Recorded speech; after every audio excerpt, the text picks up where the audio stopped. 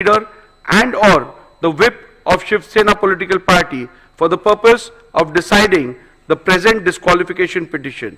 The other issue framed for my consideration in this group of disqualification petition is whether the respondents have incurred disqualification in terms of paragraph 21A of the 10th schedule of the Constitution of India on account of their alleged acts and conduct.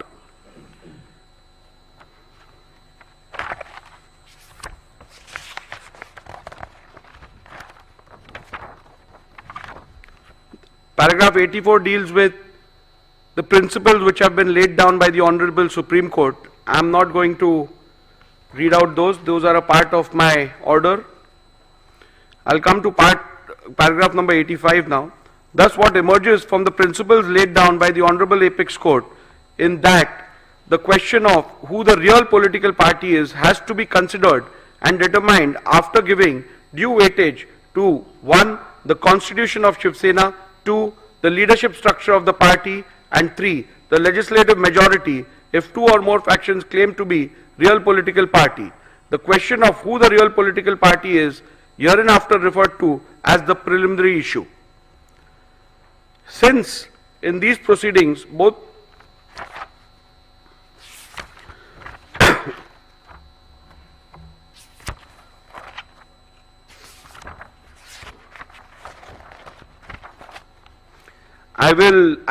in the previous paragraphs I have recorded the submissions made by both the parties. I will come down to my observations and conclusions with regards to the preliminary issues. As stated earlier, the decision of the preliminary issue has to be taken after careful analysis of the Constitution of Shiv Sena, the leadership structure of the party and the legislative party majority. After having heard both sides on the above aspect, I now propose to proceed to record my observations and finding on the preliminary issue. As is evident from the submissions of the parties, there is no consensus on the Constitution submitted to the Election Commission of India with consent of both the factions. Likewise, the parties have different point of view on the leadership structure which has to be taken into consideration. The only aspect which is undisputed is the majority in the legislature party. Hence, to embark upon the finding on the preliminary issue, I will have to decide the relevant constitution which has to be taken into account. 2. The leadership structure which existed before the dispute arose. Further, it will also have to be determined as to when the rival factions emerged.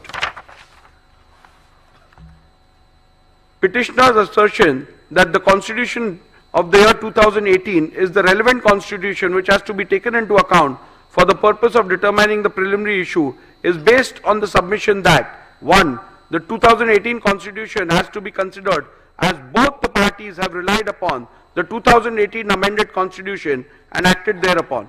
2. The Election Commission in its order dated 17/2/2023 in dispute case number 1 of 2022 has held that both the parties were aware of the 2018 amendment and thus the said Constitution of 2018 has to be taken as the Constitution which is done with the consent of both the factions, as the said Constitution of 2018 was never disputed prior to the initiation of these disqualification petitions and the same was never challenged. 3. Respondents have themselves admitted and relied on the said Constitution of 2018. And 4. The statement of Sri Yogesh Kadam that the filing of 2018 Constitution along with the respondent's reply was a mistake done by the lawyers cannot be accepted, as the said statement is an afterthought and done only with the intention to mitigate the damaging statements made by Sri Dilip Lande. To the contrary, respondents have asserted that the Constitution of the year 1999 has to be the one which has to be borne in mind, as according to the respondents, the Constitution of the year 2018 was never submitted to the ECI. Respondents pointed out to the letter dated 4th April 2018 by way of which the petitioner based their claims of submissions of the said Constitution to the ECI. By pointing out to the same, respondents submitted that both the said letters do not mention anything about the purported amendments to the Constitution, a submission of the same thereof to the ECI. A similar claim was made with respect to the letter dated 27/2/2018 by Shri Uddhav Thackeray in the special leave petition number 3997 of 2022. However, in the said SLP, there was no mention about the existence of any such letter dated 4th April 2018. The word submitted appearing in paragraph 168 of Subhash Desai means submitted before the ECI, as is evident from the further part of the said paragraph, which the petitioner has conveniently ignored. The respondents have further submitted that 2018 Constitution has been wrongly annexed as a document. The stand of the respondent on the 2018 Constitution has always been that it is unconstitutional and was secretly manufactured by Shri Uddhav Thackeray in cahoots with Mr. Anil Desai. This stand has been specifically taken in the reply filed by Shri Eknath Shinde before the Honorable Supreme Court in SLP number 3997 of 2023, way back on 16/3/2023, much before filing of the replies before the Speaker in August 2023. Further, even the additional replies filed on 25/10/2023 in the present proceedings, the aforesaid petition has been reiterated by the respondents. After having considered the submissions advanced by both the parties on the question as to which is the relevant constitution for the purpose of determination of the preliminary issue, I have come to the following conclusion. A. As per the Honorable Apex Court, if both the factions have submitted different versions of the constitution of the party, then in that case, what has to be taken into account is the constitution which was submitted to the ECI with the consent of both parties before the rival factions emerged. Before recording further conclusions, I find it imperative to reiterate that, pursuant to the initiation of these disqualifications, the Maharashtra Legislature Secretariat had vide letter dated 7 June 2023 requested the Office of the Election Commission of India to provide a copy of the party constitution / memorandum / rules and regulations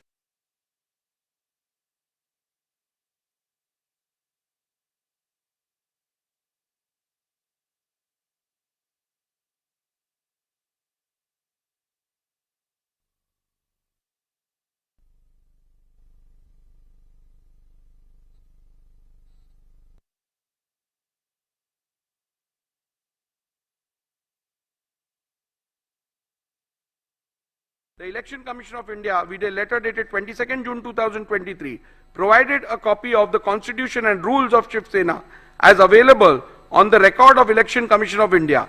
Further, with respect to amendments, if any, to the said Constitution of the party, the Election Commission requested the Legislature Secretariat to refer to the order dated 17 February 2023, passed by the ECI in dispute case number 1 of 2022.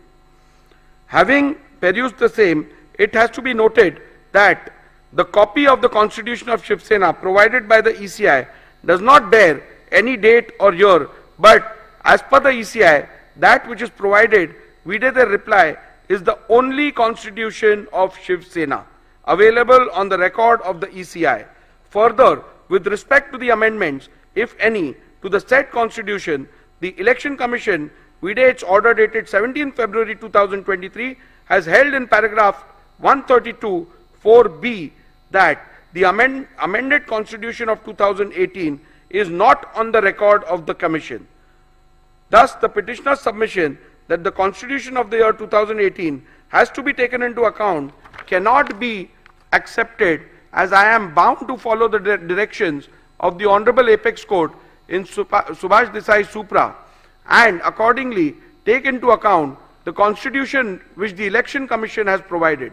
In my jurisdiction under the 10th schedule of the Constitution of India, I cannot delve into any other factor while deciding which is the relevant Constitution. As prima facie, it is evident from the records of the ACI that the 1999 Constitution is the one which was submitted to the ECI by the Shiv Sena before rival factions emerged. Further, it is also necessary to mention that the petitioner's submission that the Constitution of the year 2018 was submitted to the ECI by referring to the letter dated 4th April 2018 cannot be accepted. A bare perusal of the said letter dated 4th April 2018, by way of which the petitioner based their claim of submission of the said constitution to the ECI, does not bear any content which shows that an amended constitution was submitted to the ECI. The said letter only refers to the election held and the results thereof, and nothing more. Further, on closer examination of the special leave petition filed by Mr. Uddhav Thackeray before the Honorable Supreme Court, challenging the ECI decision SLP number 3997 of 2022, I find that exactly same claim has been made about the letter dated 27/2/2018, and there is no mention about the new letter of 4th April 2018. Accordingly, said letter of 2/7/2018 is on the website of the Election Commission of India. However, there is no document relating to the constitution annexed to it. Hence, on this ground also, petitioner's submission that the constitution of the year 2018 has to be taken into account cannot be accepted. Petitioner's submission that submitted before the speaker, petitioner's submission that into inverted submitted before the speaker would mean into inverted annexed by the petitioner and the respondents in their respective petitions and replies thereto cannot be accepted, as there is a clear provision under the 1986 rule where the leader has to submit the party constitution. Rule 3 subclause 1 subclause B of 1986 rule mandates that the leader into inverted shall furnish into inverted a copy of the rules and regulations, whether known as such or as constitution or any other name, of the political party concerned. Further, Rule 3 subclause 4 contemplates that whenever any change takes place in the information furnished by the leader of the legislature party under Rule 3 subclause 1, he shall as soon as may be thereafter, and in any case within 30 days from the date on which such change has taken place, or within such further period as the speaker may for sufficient cause allow, furnish in writing information to the speaker with respect to such change. Thus, the submission of constitution before the speaker has to mean submission under Rule 3 of 1986 rules. However, till date, Shiv Sena has not submitted any constitution on the record of the speakers of the speaker under the said Rule 3.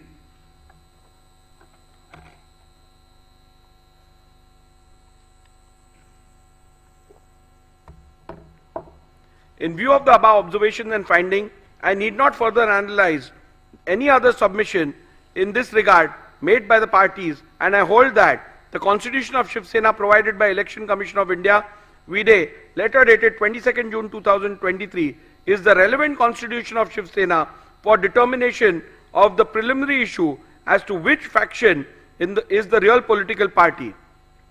Constitution of Shiv Sena held to be the relevant constitution is hereinafter referred to as the SS Constitution. The leadership structure relevant for the determination. Learned Senior Advocate Mr. Kamath's submission that the leadership structure which is relevant for the purpose of deciding the preliminary issue is the leadership structure which is reflected in the communication dated 27 February 2018 and 4th April 2018 made to the Election Commission of India pursuant to the elections held on 23rd January 2018 is based on the petitioner's submission recorded in paragraph 89A to G herein above. Initially, the petitioner relied on the affidavit submitted to the ECI of the then office bearers of Shiv Sena produced along with the affidavit in lieu of examination of chief to show that Shri Uddhav Thackeray had support of the majority in the organization.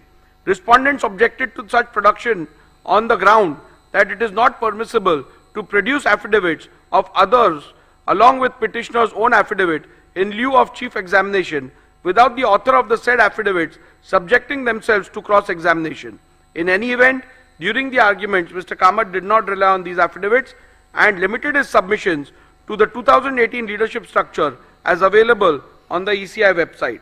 Mr. Jethmalani, in turn, focused his submission to buttress the ground that the said leadership structure of 2018 cannot be considered and relied upon for the purpose of determining the preliminary issue, as the said leadership structure is not in conformity with the constitution of Shiv Sena, which is on record of the ECI, and thus the same would be contrary to the findings of the Honorable Supreme Court in paragraph 168 of Subhash Desai. Mr. Jethmalani further relied on the legislative party leadership to submit that the legislative party also forms part of the leadership structure, as it is not only mentioned in the SS Constitution, but there is no dispute regarding the said members being part of the Pratinidhi Sabha under the SS Constitution.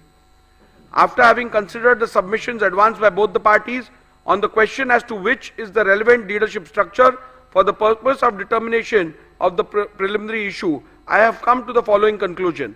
The submission of Mr. Kamath, the jurisdiction under the 10th schedule, only mandates a prima facie adjudication as to what the leadership structure of the political party was at the relevant time, and it does not extend to an inquiry as to whether or not the leadership structure available on the record of the ECI was pursuant to a validly held election is a correct position, and hence I concur with the same. Petitioner's submission that in these proceedings the respondents cannot challenge the organizational election results available on the record of the ECI, as the 10th schedule does not permit the raising of any such defense, is a correct position, and hence I am in agreement with the same. Respondent submission that the leadership structure of 2018 cannot be considered and relied upon for the purpose of determining the preliminary issue, as the said leadership structure is not in conformity with the constitution of Shiv Sena, which is on record of the ECI, does not arise at this juncture, as it is a submission which has to be considered while determining whether the said leadership structure can be relied upon for the purpose of determining which faction represents the real political party, which would be dealt with at the appropriate juncture. The only question which is to be determined in the current part of the order is what and who all constituted leadership structure of Shiv Sena at the relevant time. Respondents have led detailed evidence, and despite being confronted during cross-examinations, they have been able to demonstrate that no organizational elections were held on 23/1/2018. On the contrary, in the affidavit in lieu of examination of Chief of Shri Sunil Prabhu, PW1, has stated that organizational elections were held on 23/1/2013 and 23/1/2018. However, Shri Sunil Prabhu has not claimed any personal knowledge of the same or and whether he was present during the said elections. During his cross-examination, he was confronted with the letter dated 28/1/2013. Thereafter, a specific question was posed to him by Mr. Jethmalani as to whether he voted in the said election, to which he responded in the affirmative. The contents of the said letter clearly stated that all the candidates were declared unopposed. The contradiction was also put to the witness by Mr. Jethmalani in cross-examination. However, no justification for the same was put forth by the witness. In view of the above evidence and records before me, prima facie indicate that no elections were held in the year 2013 as well as in the year 2018. However, I, as the Speaker, exercising jurisdiction under the 10th schedule, has a limited jurisdiction and cannot go beyond the record of the ECI as available on the website, and hence I have not considered this aspect while determining the relevant leadership structure. Thus, in view of the above conclusions, I find that the leadership structure of Shiv Sena reflected in the letter dated 27th February 2018 available on the website of the ECI is the relevant leadership structure which has to be taken into account for the purpose of determining which faction is the real political party. The question whether which faction is the real political party is discernible from this 2018 leadership structure is discussed in paragraph 112 to 131 infra of the present order. The leadership structure so determined as the relevant leadership structure for the purpose of these disqualification petitions are hereinafter referred to as the 2018 leadership structure. Since in these proceedings both the factions are claiming to be the real political party, rival factions have emerged in the Shiv Sena. In view of the fact that rival factions have emerged and both the factions are claiming to be the real political party, it is imperative to prima facie determine when did the rival factions emerge. Thus, it is necessary to determine the relevant day on which rival factions emerged before further venturing into which of the faction was the real political party when rival factions emerged. At the outset, I must set straight the point that the determination of the Speaker exercising jurisdiction under the 10th schedule while deciding who the real political party is mandates only a preliminary inquiry which has to be done prima facie by taking into account material officially before the Speaker as the Master of the Legislative Assembly. I shall consider the facts relevant for the determination on what is before me as the Speaker of the Legislative Assembly. As noted by the Honorable Supreme Court in Subhash Desai Supra, on 21st June 2022, there was no material available before the Deputy Speaker to infer the emergence of any rival faction. However, after taking on record the resolution dated 21st June 2022 passed by the SSLP, disputed by the respondents, the very next day, the then Deputy Speaker received a resolution disputed by the petitioner dated 21st June 2022, received by the then Deputy Speaker on 22nd June 2022, contrary to the resolution dated 21st June 2022. Thus, from this fact alone, it is evident that there emerged two factions of the Shiv Sena from 21st June 2022 itself, but the same came to be officially on record of the office of the Speaker and or Legislative Secretariat on 22nd June 2022.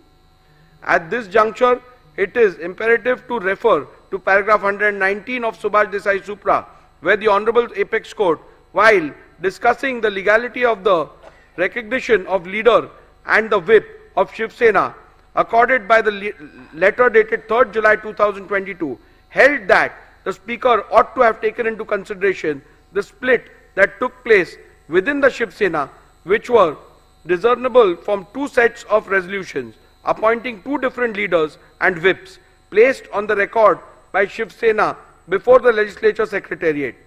This paragraph into bracket 119 read with Honorable Apex Court's finding recorded by the Honorable Apex Court in paragraph 157 of Subhash Desai Supra makes it clear that the law laid down by the Honorable Supreme Court is that in view of the deletion of paragraph 3 of the 10th schedule, when rival factions emerge as a result of rift/split in the party, the Speaker has to necessarily find which faction is the real political party while recognizing leader and the whip of the party.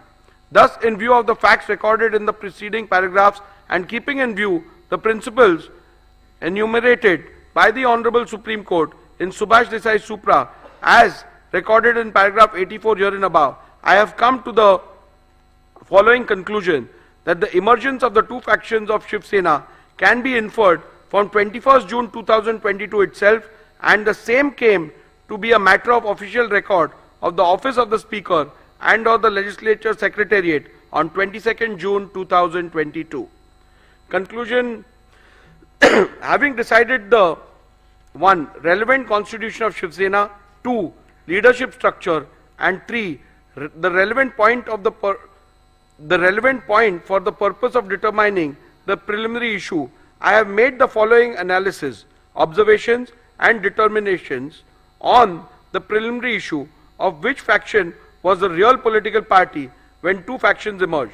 For the purpose of analyzing, discussing and determining the issue, the faction of the petitioner is hereinafter referred to as UBT faction, and likewise the respondent's faction is referred to as the Shinde faction. The applicability of the test of aims and objectives.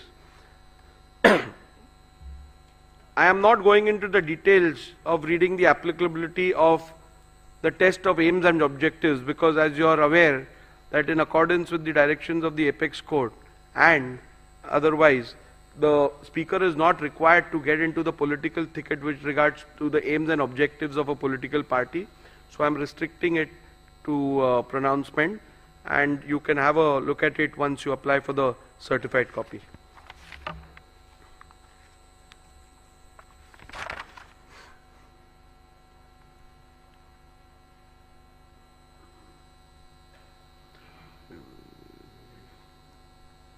The reason why Shiv Sena constitution assumes significance is to analyze whether the question of which faction is the real political party is discernible from the leadership structure identifiable from the said Shiv Sena constitution. So the Shiv Sena constitution is relevant to the extent of identifying the leadership structure. Leadership structure as a criteria to determine who was the real political party. As I have already held which is the relevant constitution and the leadership structure of the Shiv Sena to be taken into account for deciding the preliminary issue, I now have to see whether the relevant leadership structure read with the SS constitution provides answers to the question which faction is the real political party and consequently determine the same.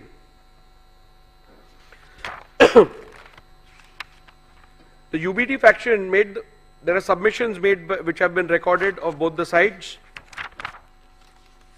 which are at paragraph 113 and 114 of my order. In view of the above recorded submissions of the parties, there emerges two further questions. Whether 2018 leadership structure is in conformity with the constitution of Shiv Sena. Number 2, whether will all the Paksha Pramukh whether will of the Paksha Pramukh and or majority leaders in the 2018 leadership structure could be said to be synonymous with the will of the political party.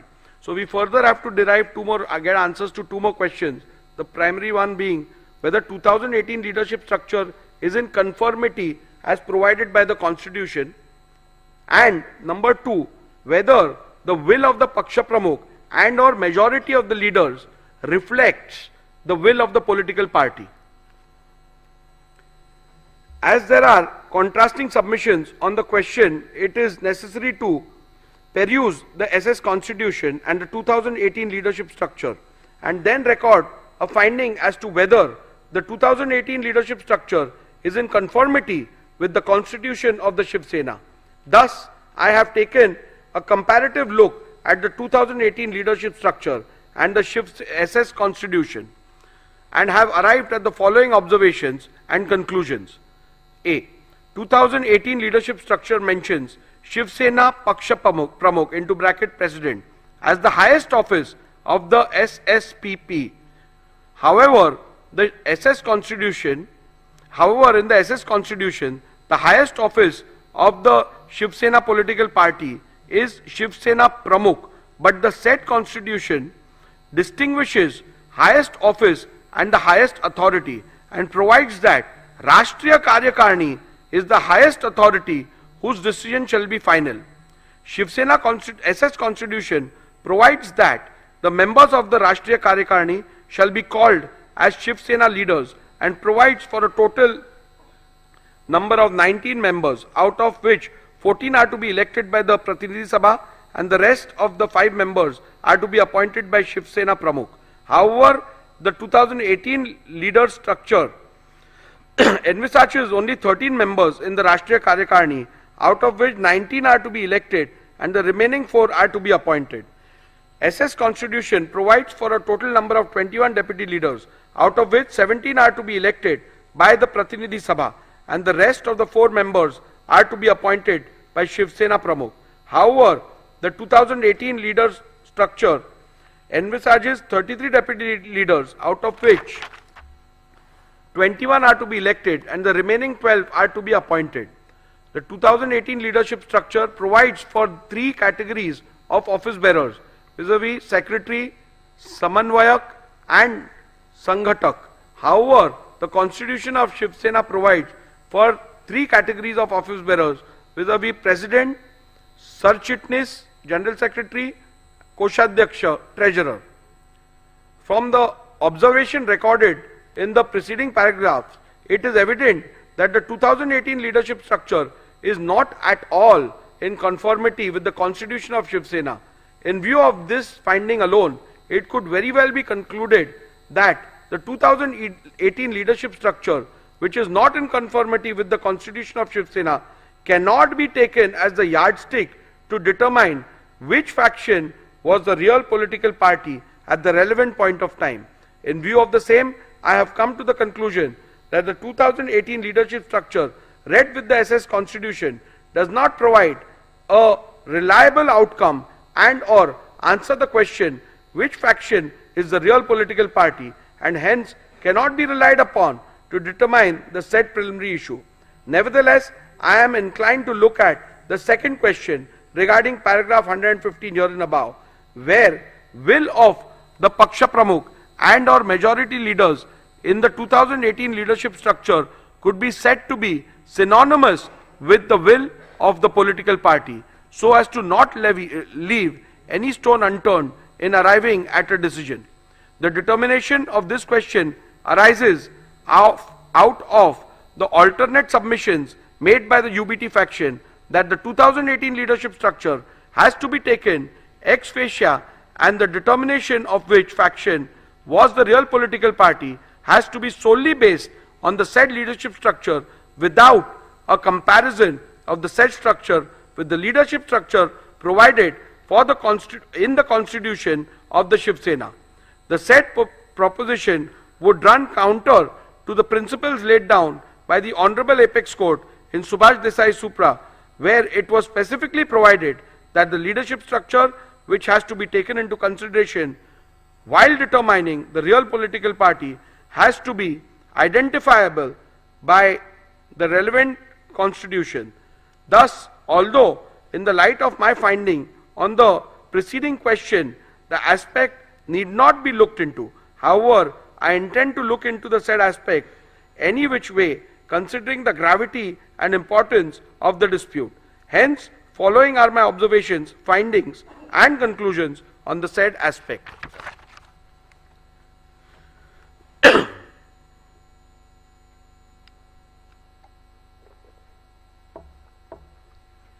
UBT faction has submitted that the decision of the Paksha Pramukh is synonymous with the will of the political party, and thus if there is a rift in the leadership structure, the decision of the Paksha Pramukh constitutes the will of the political party.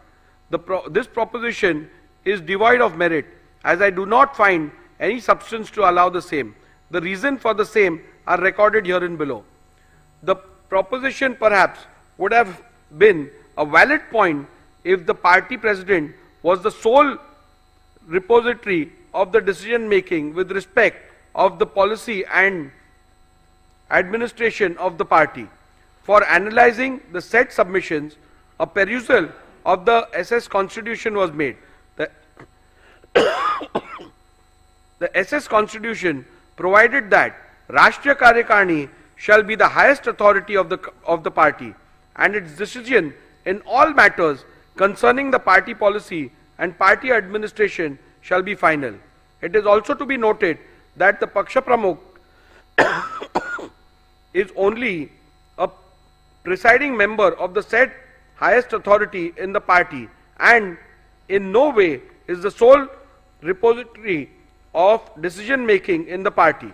Thus, in view of the same, the submission that the decision and or the will of the Paksha Pramukh is synonymous with the will of the political party cannot be accepted. It would be appropriate to note that the SS Constitution does not even have a post called Paksha Pramukh.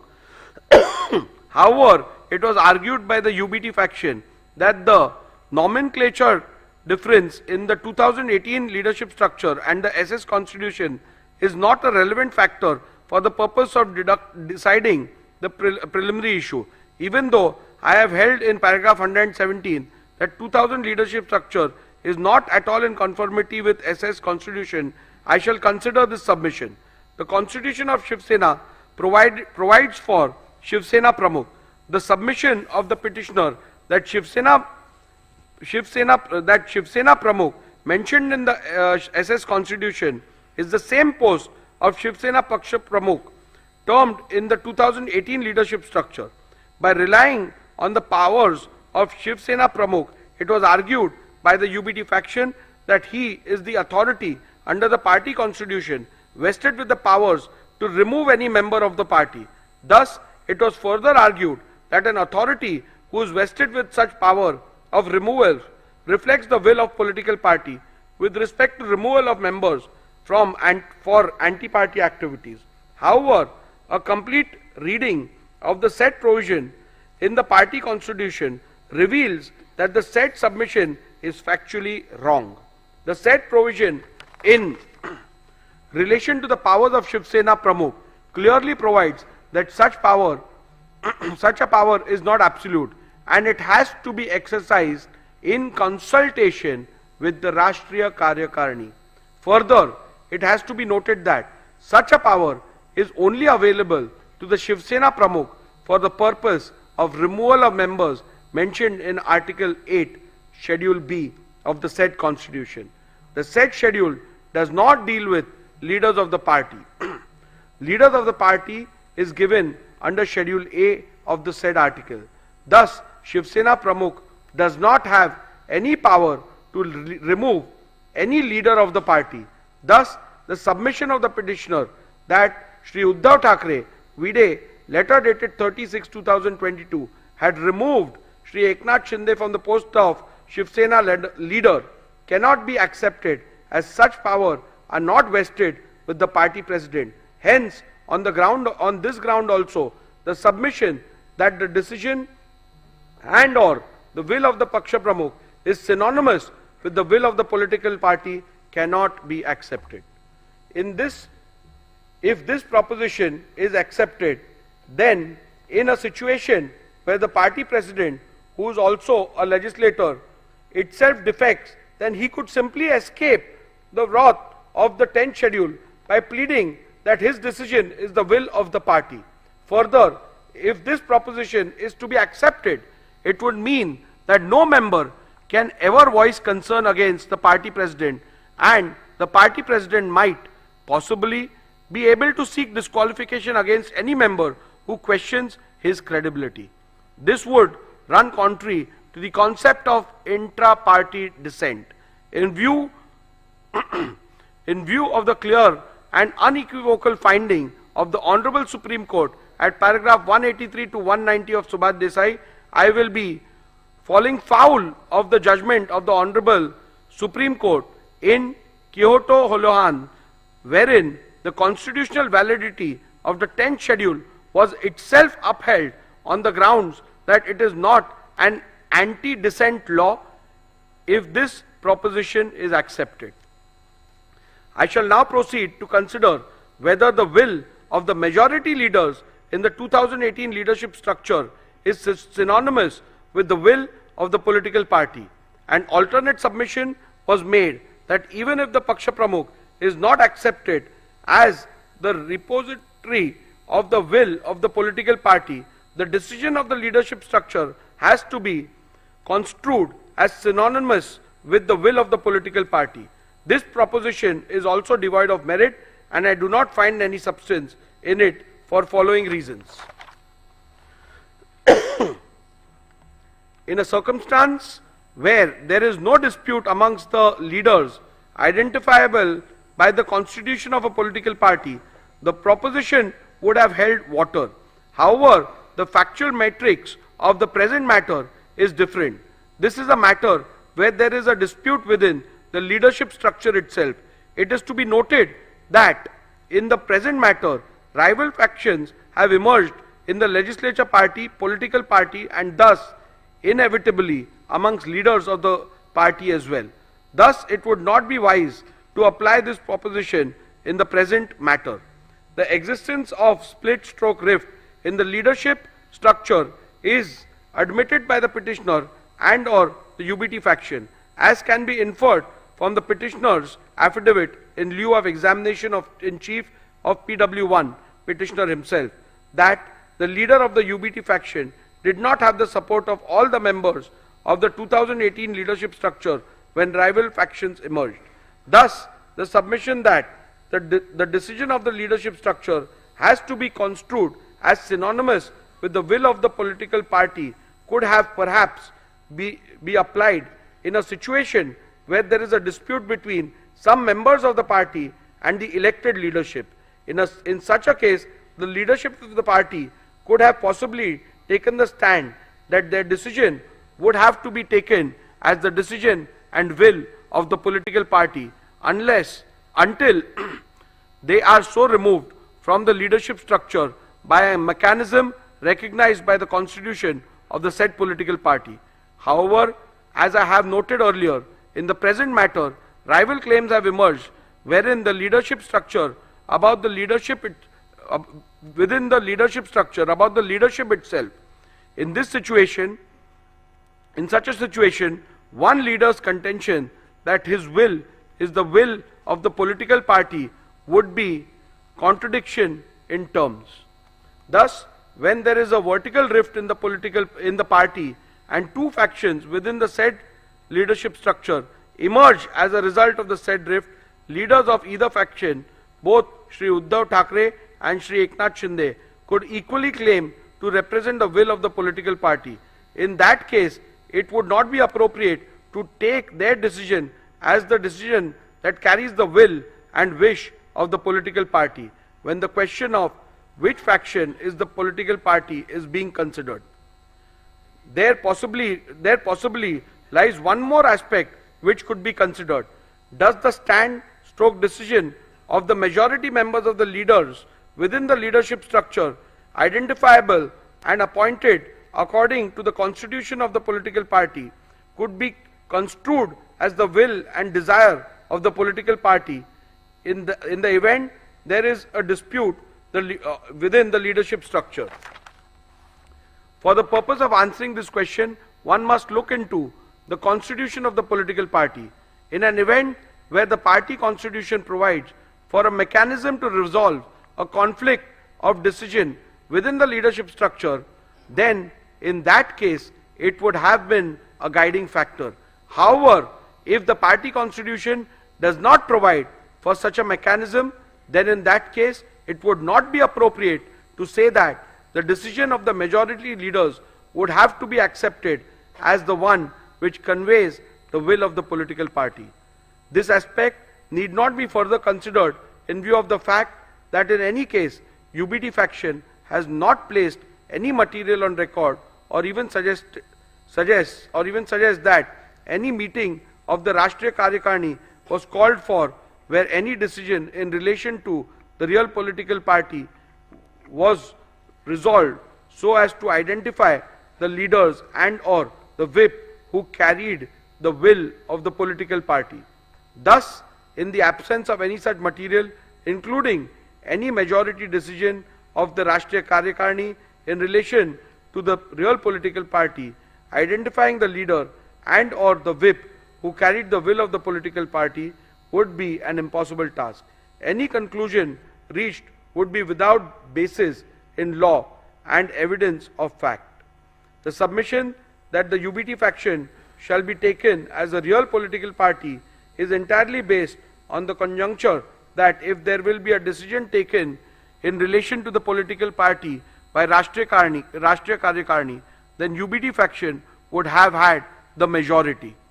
At this juncture, the petitioner's claim about a meeting purportedly held on 25th June 2022 has to be dealt with. It is the petitioner's case that Rashtriya Karyakarani meeting was held on 25th June 2022 and certain resolutions were passed. In support of this case, petitioner has produced certain resolutions of 25th June 2022. Those documents are disputed by respondents. Mr. Jetmalani, learned counsel for respondent, objected to the said documents being considered on the ground that they were forged and fabricated, and demonstrated this before me by showing two separate documents, one annexed by the petitioner Shri Sunil Prabhu to his affidavit in lieu of examination of in chief, and the other set of the same documents which are annexed to the Supreme Court Convenience Compilation Volume 2. In the first set of documents annexed to the affidavit in lieu of examination in chief, termed as minutes of the meeting of Rashtriya Karyakarani, and purportedly 7 resolutions passed in the said meeting. In none of the resolutions there is any signature of any person whose name are shown on the said document.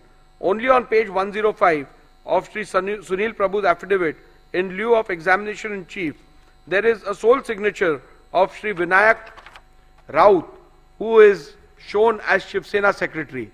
The perusal of the said document shows that the meeting was termed as Rashtriya Karyakarani. In the second set of documents, which are annexed to the Supreme Court Convenience Compilation Volume 2, the resolutions are shown on different pages, and they are not part of any minutes which was annexed to the affidavit in lieu of examination in chief of Shri Sunil Prabhu. These resolutions are shown on the letterhead of Shiv Sena, Rashtriya Karyakarani Baitak into bracket Pratinidhi Sabha. Petitioner relied on these documents to show that 7 resolutions have been passed, but in none of these documents there is even a single signature, save and except for signature of 2 persons.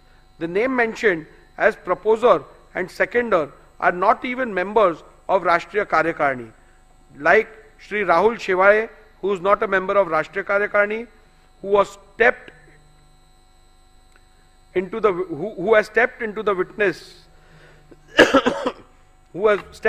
witnesses and led evidence that there was no such meeting. The same is the case with Shri Vinayak Raut and Shri Arvind Sawant.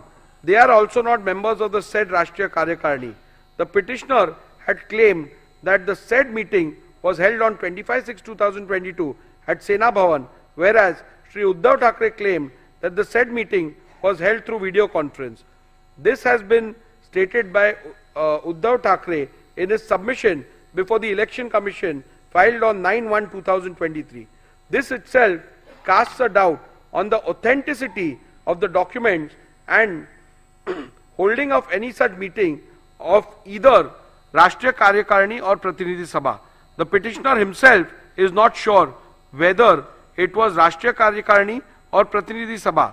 Thus, in view of the above said documents, the said documents cannot be permitted to be relied on. Petitioner suggests that a look into how the Shiv Sena settled conflict or decisions within the leadership structure in the past might shed some light into this. However, in the present matter, no such material are placed before me to even suggest such instances which happened in the past, where the majority decision within the leadership structure is taken as the will of the political party. It is to be also noted that the petitioner has neither placed nor provided any material to show that historically the decision of the majority within the leadership structure is taken to be the final decision of the political party whenever there was a conflict of decision within the leadership structure. Thus, for this reason also, it would not be appropriate and correct to accept the proposition that the decision of the majority leaders within the leadership structure would have to be accepted as one which conveys the will of the political party. As the As a passing note, I must also add that the majority rule possibly could have been applied in a normal situation where there is dissent in respect to some policy and or administrative decision of the party. However, such a simple rule stroke test shall not be applied to determine an essential question in existential question in relation to the political party, such as in the present matter, where which faction is the real political party is required to be determined. Thus, in view of the decisions recorded herein above, I am not inclined to accept submissions of the UBT faction that will of the majority leaders in the 2018 leadership structure is synonymous with the will of the political party. Thus, from paragraph 112 to 128, I have dealt with whether the relevant leadership structure read with the Shiv Sena constitution, SS constitution, provides answer to the question which faction is the real political party. In view of the same, I record my conclusion and finding thereon as under.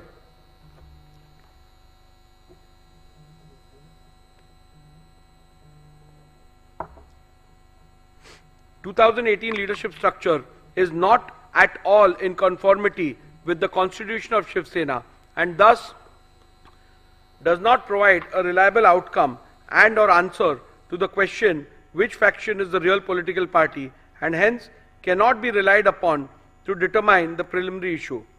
Decision of the Paksha Pramukh is not synonymous with the will of the political party and thus if there is a rift in the leadership structure, the decision of the Paksha Pramukh cannot be taken as the will of the political party. When there is a vertical rift in the horizontal leadership hierarchy of the political party and both the factions within the said leadership structure emerged as a result claim to represent the will of the political party, it would not be appropriate to apply the test of which of the said faction decision carries the will and wish of the political party. In the case of Shiv Sena political party, will of the majority leaders in the 2018 leadership structure cannot be said to be synonymous with the will of the political party. In view of the findings recorded in the preceding paragraph, I hold that the 2018 leadership structure read with the SS Constitution does not provide any reliable answer to the question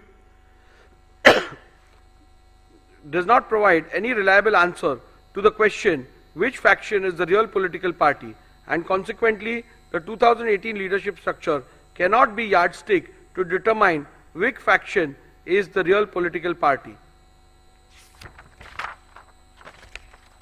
With regards to the legislative majority, I am not going to spend much time because that question is rather clear.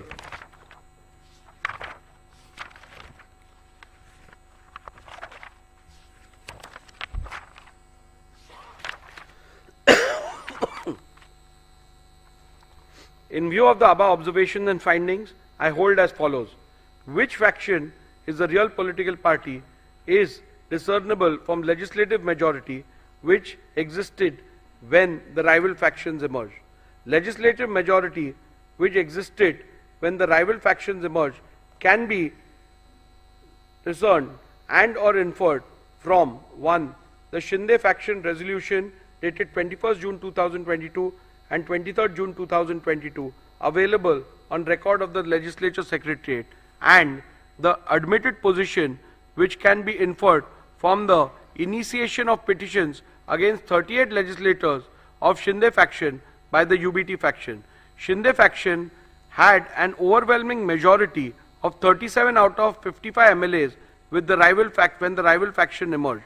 From my analysis, observations, conclusions and findings recorded in paragraph 82 to 144 herein above, I hold that Shinde faction was the real Shiv Sena political party when rival factions emerged on 21st June 2022.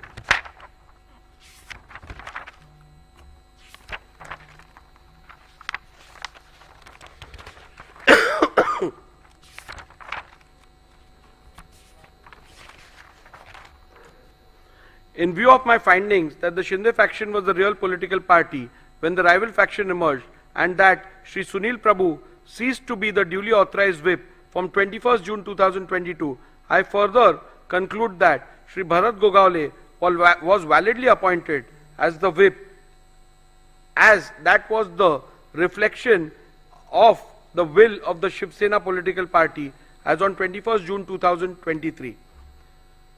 Following are the final conclusions, which is again a summary.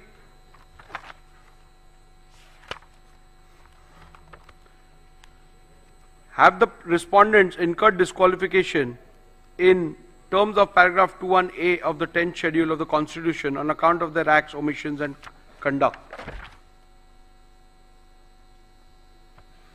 I will also read the final conclusion. Following are the final conclusions from the analysis, observations, conclusions, findings and rulings recorded from paragraph 82 to paragraph 158 herein above. I conclude as follows. Shinde faction was the real Shiv Sena political party when the rival factions emerged on 21st June 2022. Shri Sunil Prabhu ceased to be the duly authorized whip from 21st June 2022. Shri Bharat Gogaole was validly appointed as the whip of Shiv Sena political party on 21st June 2023. Shri Eknath Shinde was validly appointed as the leader of the Shiv Sena political party on 21st June 2023. Petition. Have the respondents incurred disqualification in terms of paragraph 21A of the 10th schedule of the Constitution on account of their acts, omissions and conduct? Petitioner has contended that the respondents are liable to be disqualified on various grounds. Both the petitioners and respondents' submission are recorded in section 2 herein above.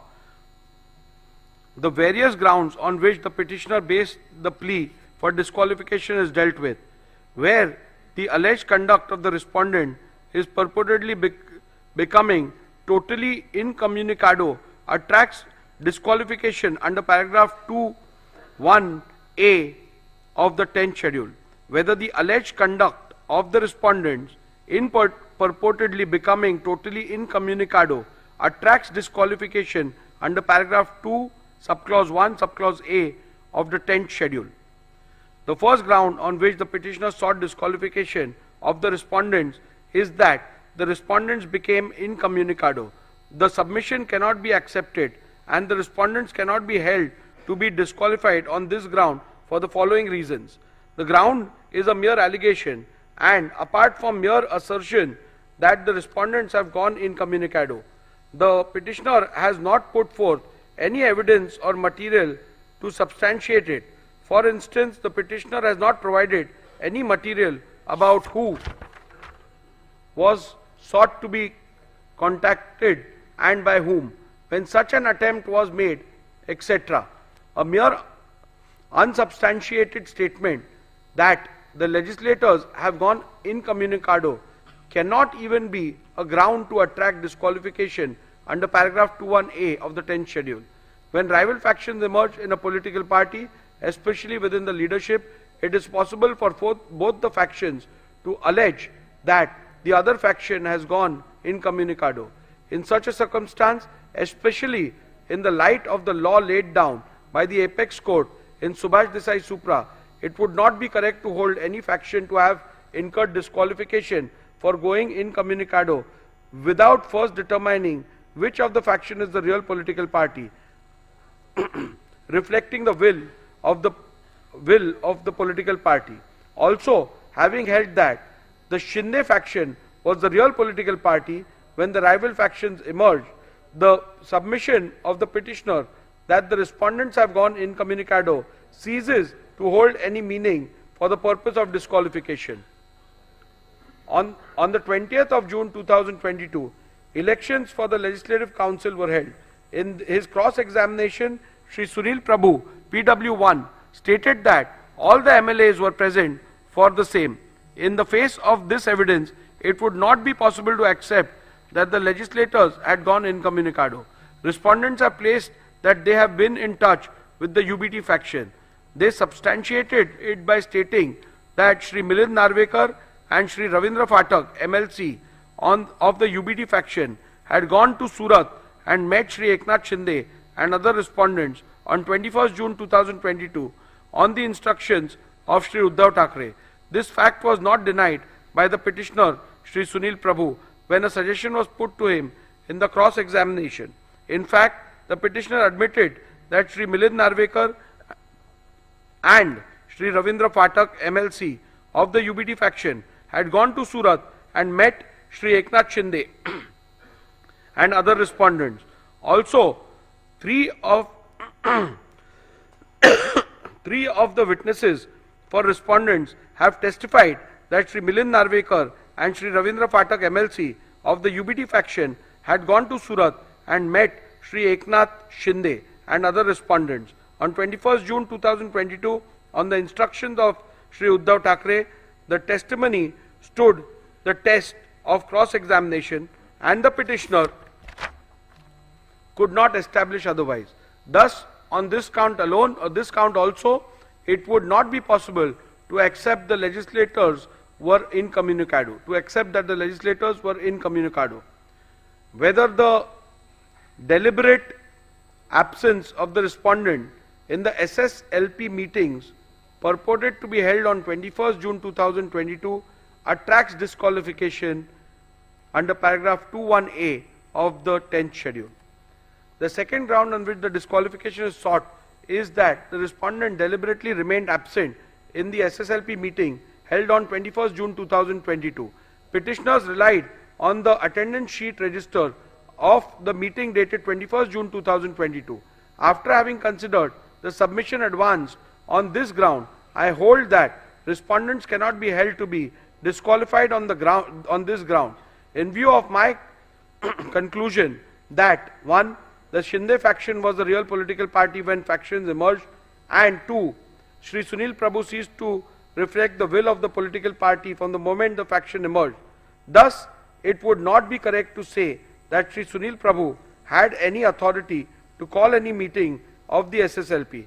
Hence, on this ground alone, petitioner's case that the respondents were liable to be disqualified for non-attendance of the meeting dated 21st June 2022 is liable to be rejected. Irrespective of the conclusion that may be reached about which faction was the real political party, respondents could not be held to be disqualified on the ground that they deliberately remained absent in the SSLP meeting held on 21st June 2022. This is because of the following reasons. Petitioner relied upon the attendance sheet of the 21st of June 2022 to claim that all those MLAs who were signed the said attendance sheet were present in the meeting, while those who did not sign were not present. Based on this document, the UBT faction claimed that respondents remained deliberately absent. A comparison of the original attendance sheet produced along with the affidavit in lieu of chief examination of the petitioner Shri Sunil Prabhu, PW1, with the copy of the attendance sheet produced and verified as a true copy along with the petition, reveals that the two do not match. There are glaring discrepancies. The copy claimed to be the original of the said attendance sheet has a handwritten date of 21st June 2022, whereas the copy verified as the true copy of the original produced along with the petition does not have it. Further, Shri Sunil Prabhu stated in his cross-examination that the documents relied as the attendance sheet was in fact a register of MLAs to whom the whip of 21st June 2022 was served and received. So, facts show: 1. There are glaring discrepancies in the said attendance sheet. 2. The statements of Shri Sunil Prabhu shows the document relied upon as attendance sheet of MLA present on 21st June 2022 is in fact a register of service and receipt of the whip dated 21st June 2022 of the MLAs. Thus, the said document is unreliable and cannot be taken as proof of non-attendance of respondents in the meeting held on 21st June 2022. Hence, on this count as well, petitioner's case that the respondents are liable to be disqualified for non-attendance of the meeting dated 21st June 2022 has to be rejected. Further, all the respondents have denied the receipt of any whip for attending the meeting on 21st June 2022. Countering this, petitioner Shri Sunil Prabhu in his affidavit in lieu of examination in chief, stated that the whip for 21st June 2022 meeting was sent via WhatsApp by Shri Manoj Harishchandra Chaugle to Shri Prabhakar Kaye, PA of Shri Eknath Shinde. In the cross-examination of Shri Sunil Prabhu stated that the whip was sent via WhatsApp to all the respondents, who according to him were not traceable. However, petitioner has not offered any statement or any material to even suggest that such WhatsApp messages were sent to other respondents. Thus, the petitioner has failed to establish that whip stroke notice was served upon the respondents in petition number 2-15, directing them to attend the meeting on 21st June 2022. As to the service of whip on Shri Eknath Shinde, the only material produced by the petitioner is an alleged screenshot of the WhatsApp message sent by one Shri Manoj Harishchandra Chaugle to one Shri Prabhakar Kaye. This does not constitute proof of any notice whip was served upon Shri Eknath Shinde, directing him to attend the meeting on 21st June 2022. Further, a perusal of the aforementioned WhatsApp message allegedly sent to the PA of Shri Eknath Shinde shows that the said message was sent at 12:31 p.m. on 21st June 2022 for a meeting which was allegedly scheduled for 12:30 p.m. Thus, it is abundantly clear that none of the respondents were ever served any notice whip for the alleged meeting dated 21st June 2022. Hence, on this ground alone, also, petitioner's case that the respondents were liable to be disqualified for non-attendance of the meeting dated 21st June 2022 must be rejected. The third ground on which the disqualification of respondent is sought is that the respondents deliberately remained absent in the SSLP meeting held on 22nd June 2022. Petitioner relied on the attendance sheet register of the meeting dated 22nd June 2022. After having considered the rival submissions, I hold that respondents cannot be held to be disqualified on this ground in view of my conclusion that 1. The Shinde faction was the real political party when rival factions emerged. 2. Shri Sunil Prabhu ceased to reflect the will of the political party from the moment rival factions emerged. Thus, it would not be correct to say that Shri Sunil Prabhu had any authority to call any meeting of the SSLP. Hence, on this ground alone, petitioner's case that the respondents were liable to be disqualified for non-attendance of the meeting dated 22nd June 2022 must be rejected. Again, even if I was to take different view about which faction was the real political party, still the respondents could not have been held disqualified on the grounds that respondent deliberately remained absent in the SSLP meeting held on 22nd June 2022 for the following reasons. I am unable to accept the petitioner's submission that non-attendance of the SSLP meeting would make the respondents liable to be disqualified under paragraph 2, 1A of the 10th schedule. I am of the view that non-attendance of party meetings, including legislature party meetings, would not attract disqualification under paragraph 2, 1A of the 10th schedule of the Constitution. Such an action cannot indicate that the members have voluntarily given up his membership of the political party. Not attending party meeting and voicing a difference of opinion outside the house are matters between the members and his party and have nothing to do with clause 2(1)(a) of the 10th schedule. Non-attendance of the meeting can at the most be termed as an act of dissent within the party.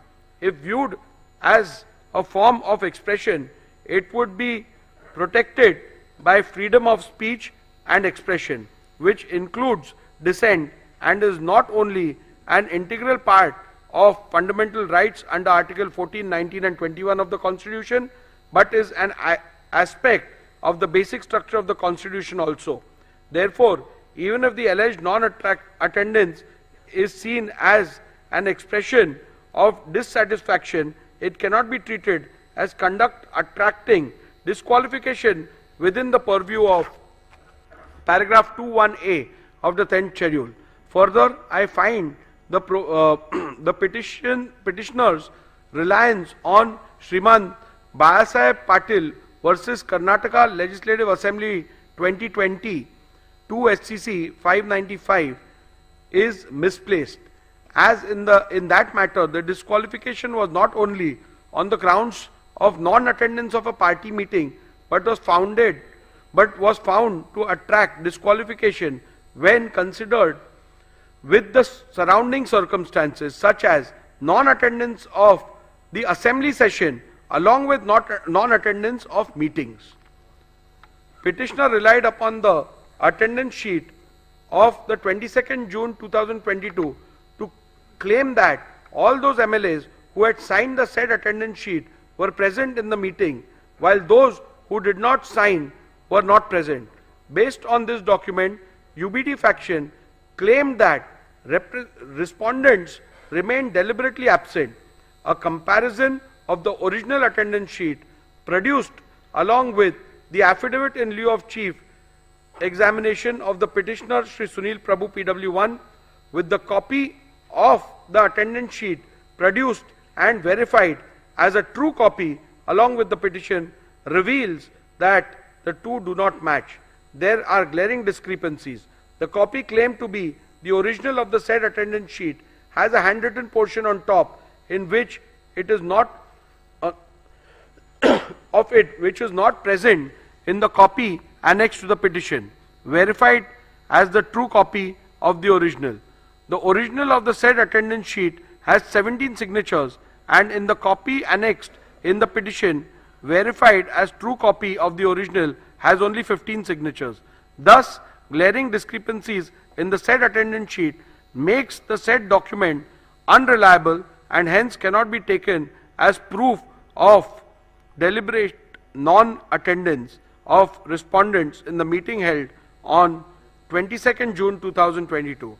Hence, on this count as well, petitioner's case that the respondents are liable to be disqualified for non-attendance of the meeting dated 22nd June 2022 is liable to be rejected.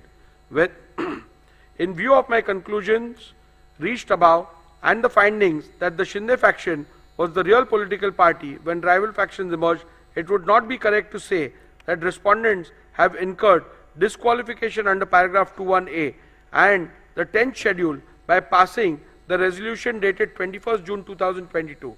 Hence, on this ground alone, petitioner's case that the respondents are liable to be disqualified for passing the resolution dated 21st June 2022 must be rejected. The next ground on which disqualification of respondents is sought is that the respondents acted in concert with BJP. This ground is a mere allegation, and apart from the mere statement that the respondents have acted in concert with the BJP, the petitioner has not provided any material to substantiate the same.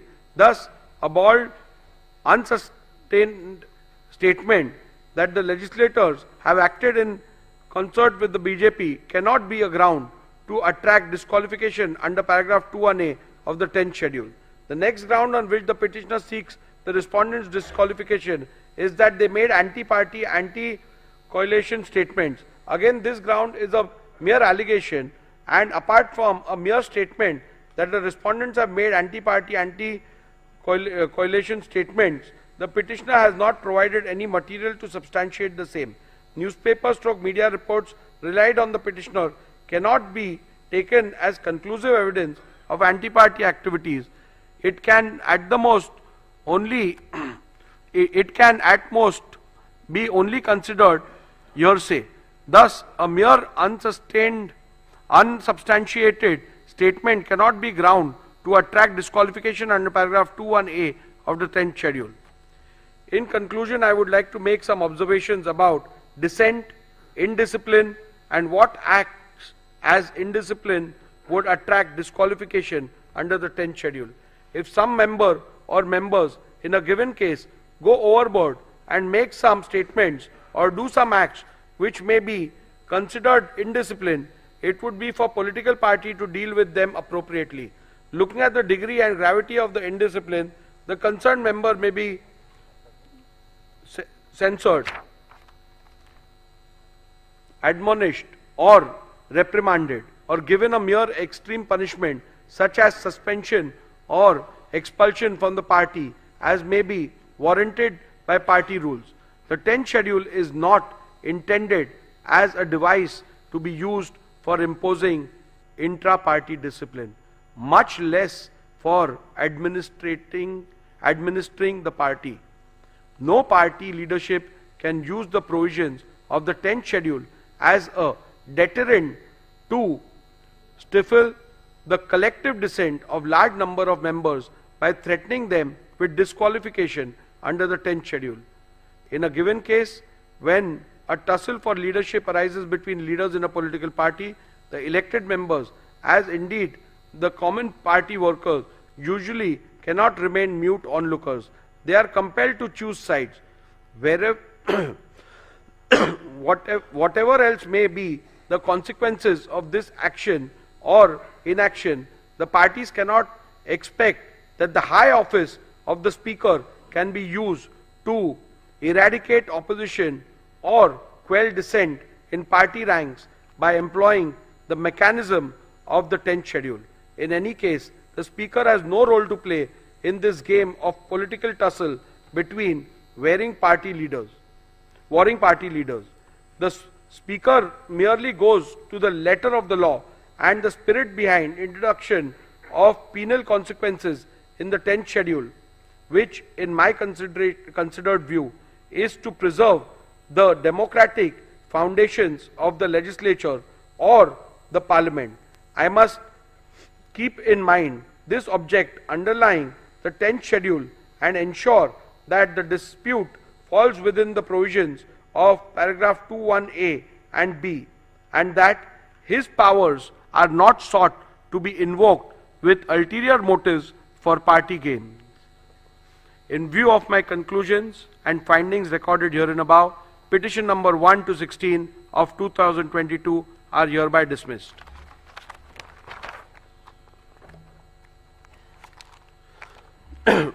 Group 3 deals with petition number 18, which is also under paragraph 21A.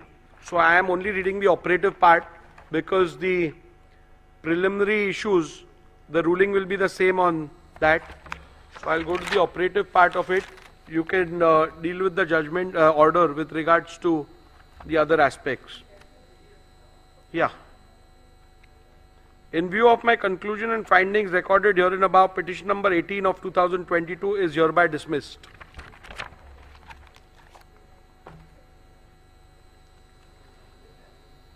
Group 4, petition number 19, which is filed by legislator belonging to the UBT faction under 21B, challenging the defiance of whip in the speaker's election.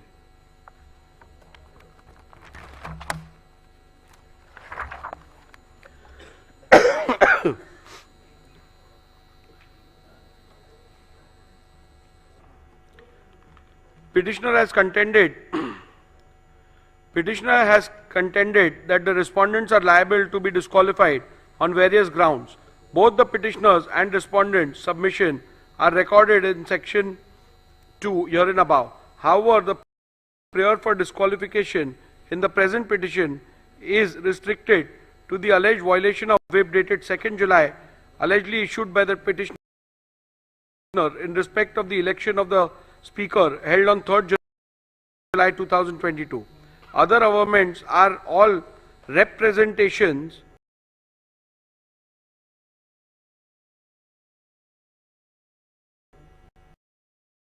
repetitions of submissions in petition number 1 to 16 and petition number 18 of 2022.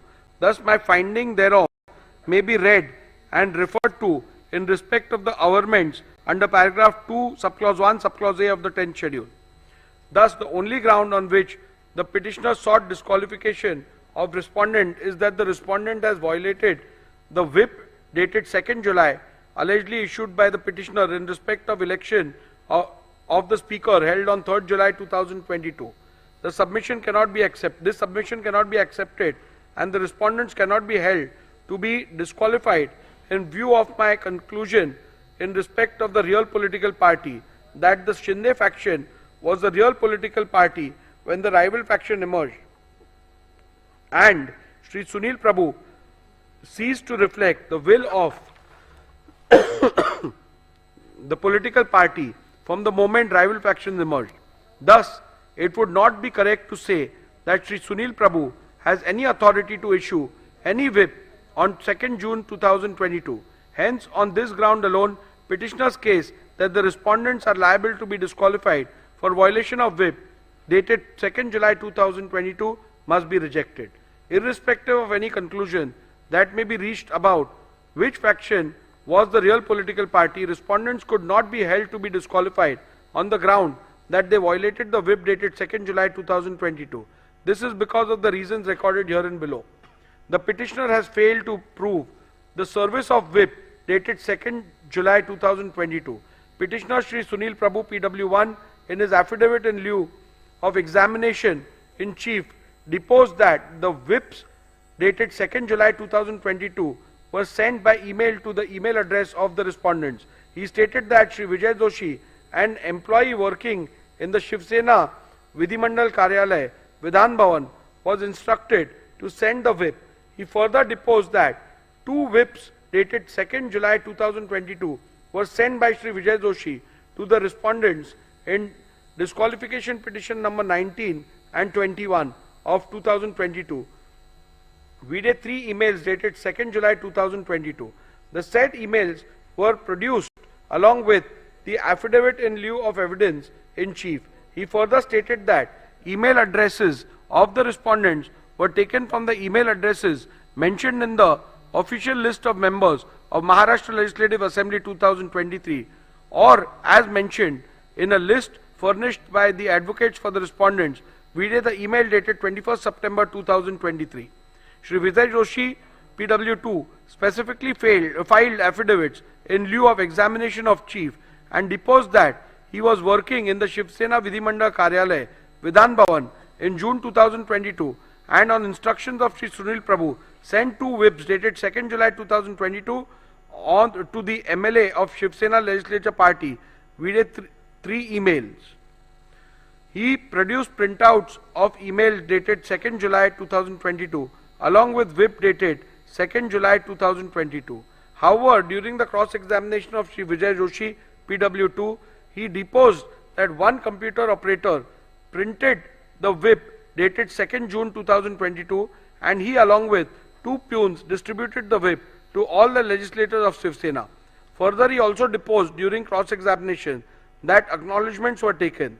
Thus, the witness who was specifically brought to depose in respect of the service of whip dated 2nd July 2022 made extremely contradictory statements in the affidavit in lieu of examination in chief and during cross-examination. Further, it is to be also noted that the acknowledgement talked about by Shri Vijay Joshi, PW2, were never brought on record. Coupled with the above facts, respondents have demonstrated how some of the email IDs in the printout of the email produced by Shri Vijay Joshi are wrong. In view of the above, I hold that petitioner has not been able to establish the service of whip dated 2nd July 2022 and thus petitioner's case that the respondents were liable to be disqualified for violation of whip dated 2nd July 2022 must be rejected.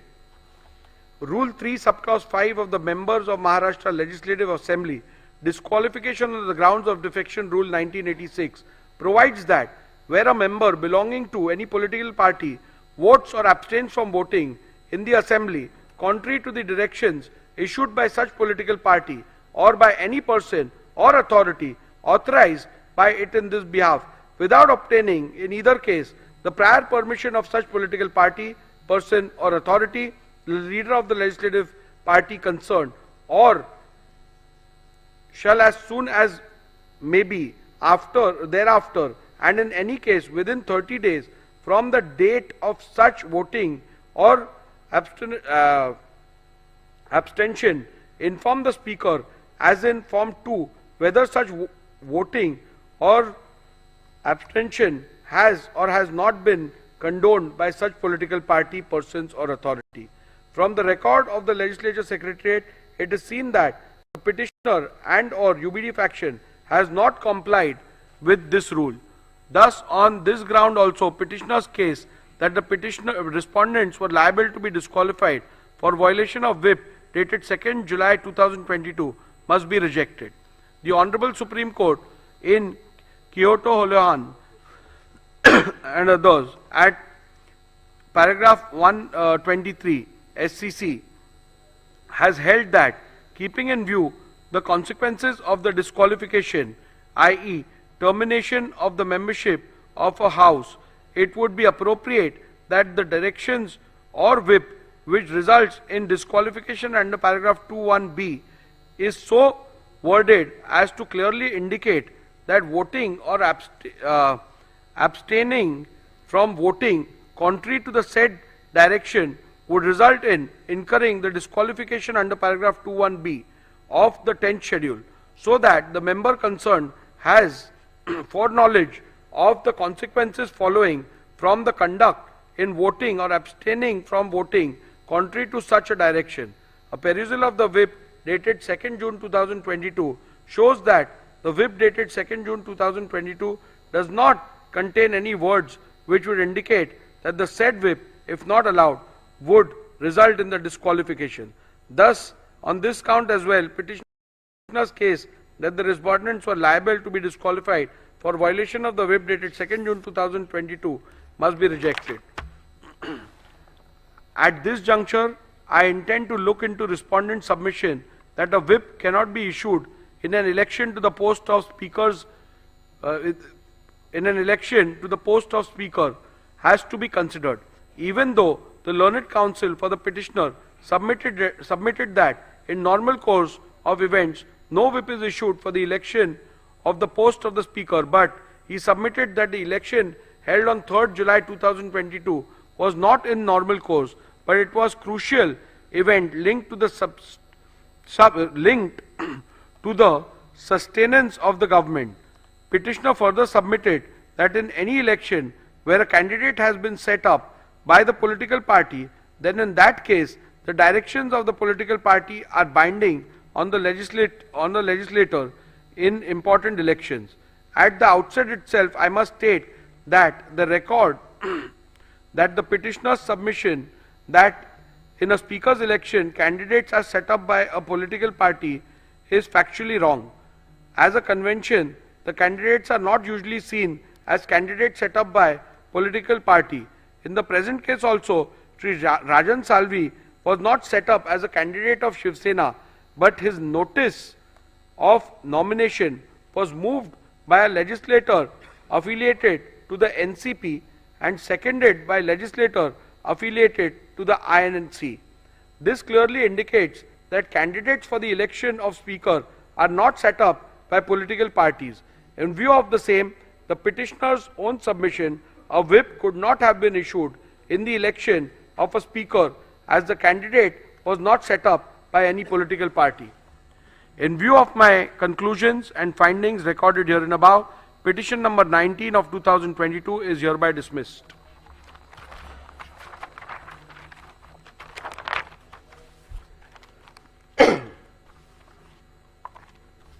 Petition number Group 6, which consists of petition number 21, again filed by a legislator belonging to the UBT faction under 2(1)(b) for defiance of whip issued during the confidence motion.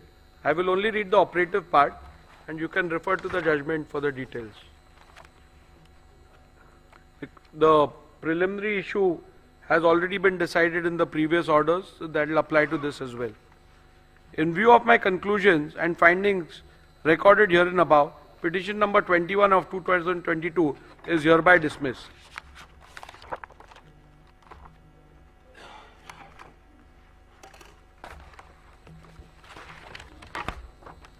Now we shall deal with Group 5, being petition number 22 to 24, which have been filed by legislator belonging to the Shinde faction under paragraph 2(1)(a) and paragraph 2(1)(b) of the 10th schedule of the Constitution of India.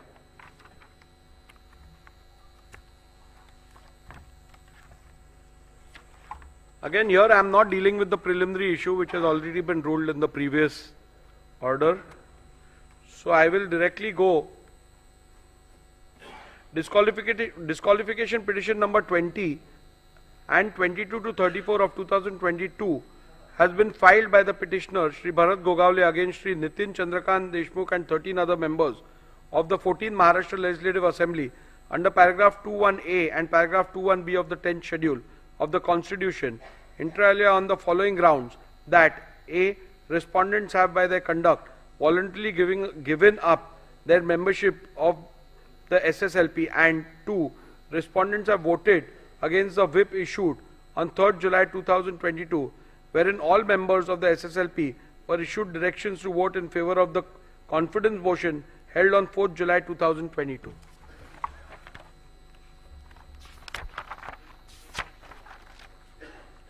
I'll straight away go to my analysis, observations and findings. The issue as to which faction was the real political party when the rival factions emerged and who was the duly authorized whip and the leader has been extensively discussed and decided in disqualification petition 1 to 16, group number 1. Since the genesis of both this group and the said group is the same, the preliminary issue is common. Thus, the said decision on preliminary issue decided in disqualification petition number 1 to 16 of 2022 be read as the decision hereunder. Petitioner has contended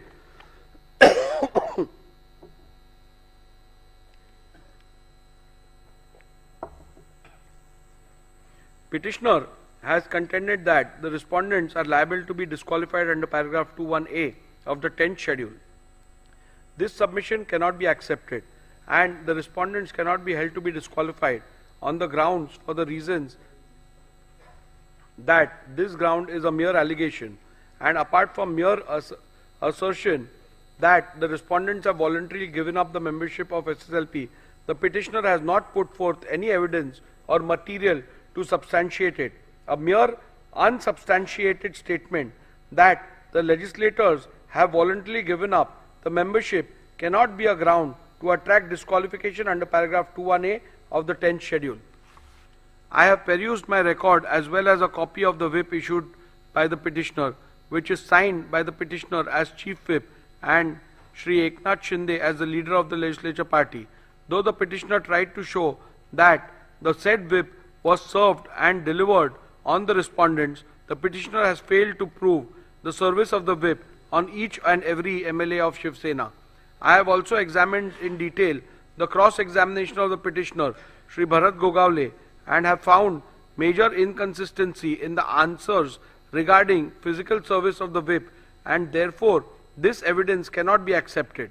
Insofar as delivery by WhatsApp is concerned, the same also was produced on the last day of the evidence despite ample opportunity for the same. Even the pleadings filed by the petitioner are silent on the issue of service. In these circumstances, it will not be justifiable for me to take on record a document purporting to be a screenshot of WhatsApp messages which were admittedly sent through a third person mobile number, i.e. one Mr. Santosh Kadam, who also did not step into the witness box. Thus, petitioner's plea to disqualify respondents cannot be accepted.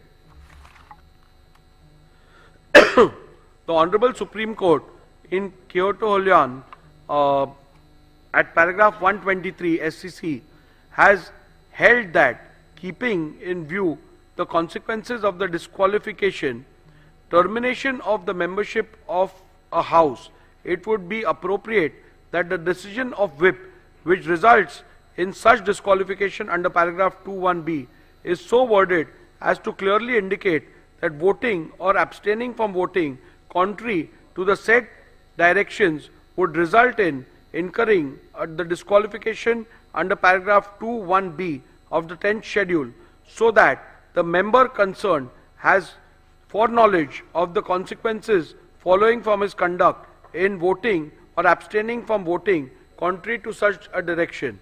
A perusal of the whip dated 3rd July 2022 shows that it does not contain any words which would indicate that the said whip, if not allowed, would result in disqualification.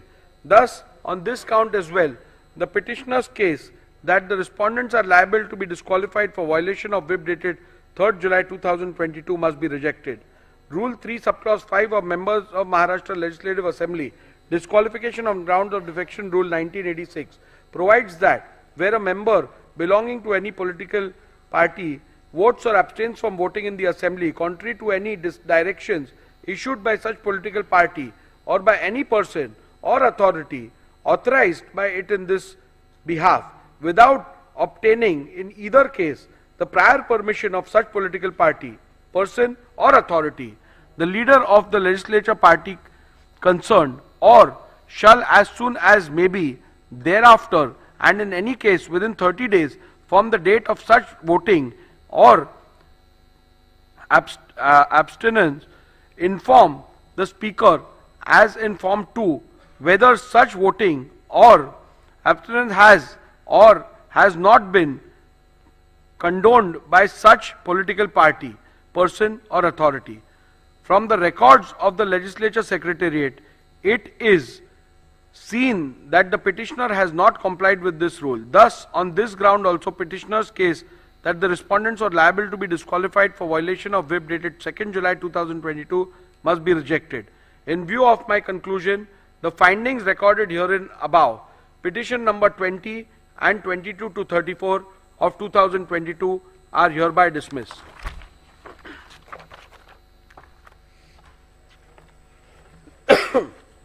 Group 2, petition number 17 against 2 independent MLAs and 1 Mr. Bachchu Kadu of PJP party. The same are dismissed.